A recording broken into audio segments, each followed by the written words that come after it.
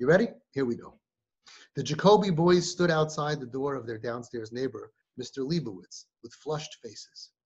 Our father wanted us to ask you, they're all embarrassed, you see, we're making a Shevet Brachas tonight, said Yeshua hesitantly. His 5-year-old brother, Chaim, filled in the rest. We're making a Shevet Brachas outside in the yard of the building, and our father asked if we can please plug the loudspeakers into the electricity of your house. You're bringing loudspeakers? Asked Mr. Leibowitz. Not us, Yeshua quickly explained, our father. I understand. Tell your father he can use my electricity. The Jacoby children did not wait for him to finish his answer. They went running up the stairs, whooping with delight. Tati, Tati, Mr. Leibowitz lets, he lets, the children yelled as they ran. From that moment on, the stairwell in their building saw a constant flow of activity. The Jacoby children ran up and down the stairs, bringing down everything they would need for the Shevet Brachas. The boys dragged out tables and benches and set them up. The girls spread tablecloths and folded napkins. Mr. Leibowitz cast an uncertain glance at the proceedings. Making a Shevet Brachas in the common yard of their building seemed like a strange idea to him. But then again, no one asked his opinion. They just asked him to use his electricity. It wasn't a difficult request after all, and if it made other Jews happy, why not? Night fell, and an extension cord was drawn through a thin crack in his front door, connected on the other side to loudspeakers and lights in the yard.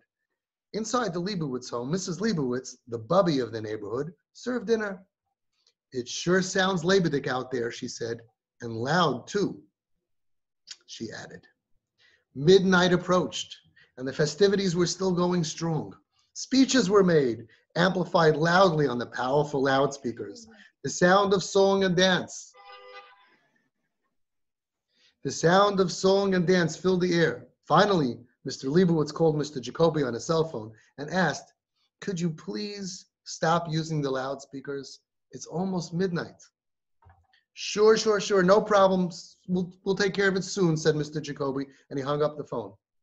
Mr. Leibowitz wondered what Mr. Jacoby meant by soon. Is that a few minutes, a few hours? He went outside to the yard and he met little Chaim. Can you please tell your father that it's time to stop the noise? He asked. He needed to wake up early the next day to attend his Daf Yomi Shir before davening. Why not just unplug the extension cord, suggested Mrs. Leibowitz. Why not indeed, he thought to himself. Wouldn't that be the simplest solution? Where did they get the electricity to make the loudspeakers work and keep him up? From his own outlet.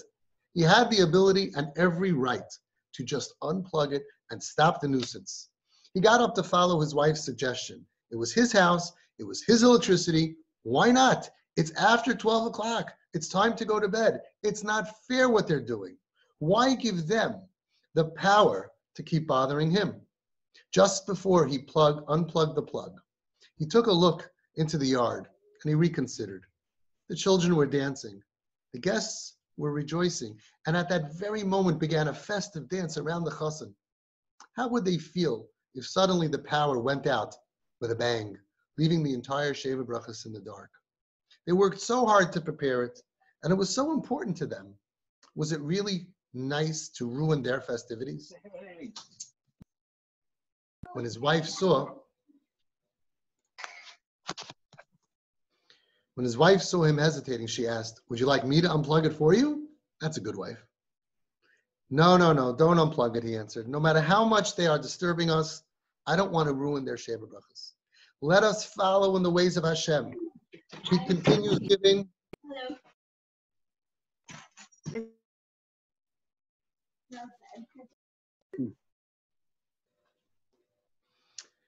Let us follow in the ways of Hashem. He continues giving even to those who use his gifts against him. He gives good health and strength even to people who use them to sin against him. Mrs. Leibowitz looked at her husband and smiled. May Hashem also keep granting his blessings upon us, she added. As befitting the sweet bubby of the neighborhood, she then stepped out to wish a heartfelt mazel tov to Mrs. Jacoby with the happy satisfaction of having passed a difficult nisayon, a difficult test. So here we have the story. We understand that, of course, they were right, and they had every right to say Ad Kan, and they had good reason. I want to wake up in the morning. I want to daven. I want to learn self-righteousness.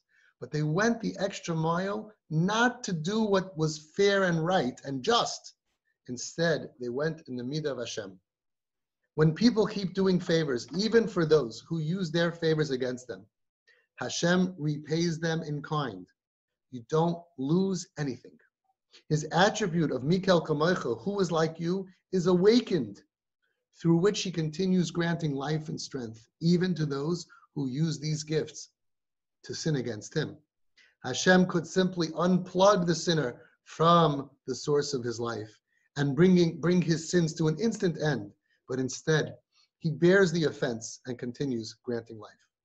Let us understand that when we use this attribute in the relationships around us, where we're right, and we want to do what's fair, and we want to do what's just, and instead we say, no, I'm not going to do what's right. I'm going to be a melech elboin. I'm going to be enduring this hardship, and I'm going to endure this, and I'm going to continue sustaining somebody, that we never, ever lose.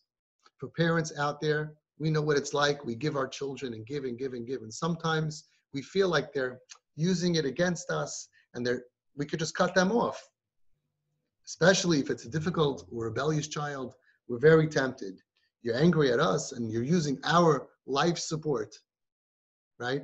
Financially life support, and you're not behaving nicely to me, and we want to pull it. Let's remember that we never lose by following. We never lose going in Hashem's footsteps. First of all, he says the time of devorah promises us we're not going to lose. So whatever money or whatever effort or life or energy that we're losing now, quote unquote, we will get back. But besides for that, we awaken this midah in Hashem to treat us and Gans Klal Yisrael with that midah. Some of you parents out there and people who are out there who are using this midah are responsible for so much of Rahmanos that Hashem is giving us in Klal Yisrael. And we owe you a debt of gratitude. So wherever you are, whenever you're faced with a situation, you're not alone. Hashem is watching, and you could be doing so much for yourself and for all of us by going the extra mile and doing what you have to do to keep on acting and behaving towards someone, even when they're not doing the right thing. I want to add that there are some instances where a person can end up getting abused, chas v'shalom, with that attitude, where they're in abusive relationships, truly abusive relationships.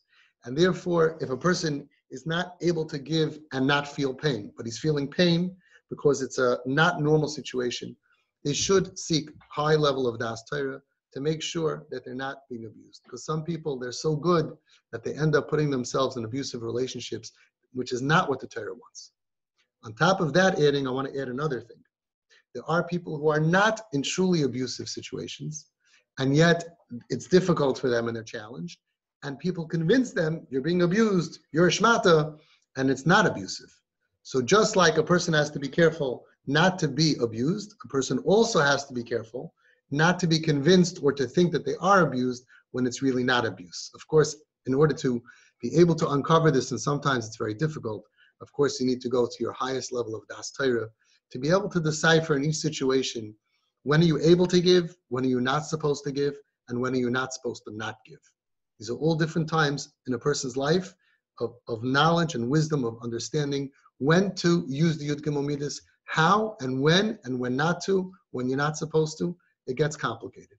So you have to do everything always with das Torah to make sure that you don't hurt somebody else and you don't hurt yourself.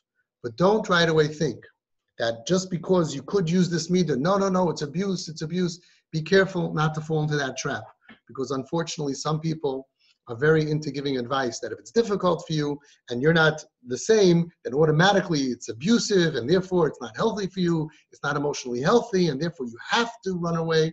That's not a midah b'nisayin either. Good luck until next week. We learn about the next midah.